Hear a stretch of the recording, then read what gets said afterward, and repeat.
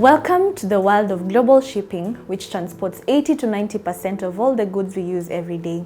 But did you know that this industry is a major polluter responsible for 3% of all global greenhouse gas emissions? That's only 1% less than what all countries in Africa together emit in a year.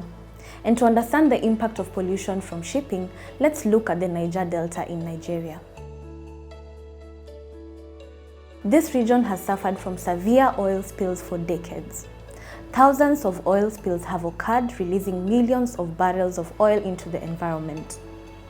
These spills have devastated local ecosystem, killing fish and wildlife, contaminating water supplies, and destroying the livelihoods of millions of people who depend on fishing and farming. The oil spills have also led to serious health problems, including respiratory issues and cancers, due to the toxic pollutants released into the air and water. The economic losses are staggering, with billions of dollars lost in damages and cleanup costs.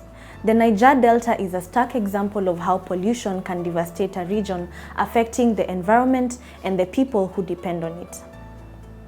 Fortunately, the UN Global Shipping Regulator, the International Maritime Organization, also known as the IMO, is looking at ways to end climate and environmental impacts of shipping in a fair way, which includes pricing the sector's emissions. A global emissions price on shipping, also known as a levy, would encourage the use of clean fuels in the sector instead of cheap fossil fuels and generate money for climate projects. The idea started with small island states and is now supported by over 100 countries across the international forum.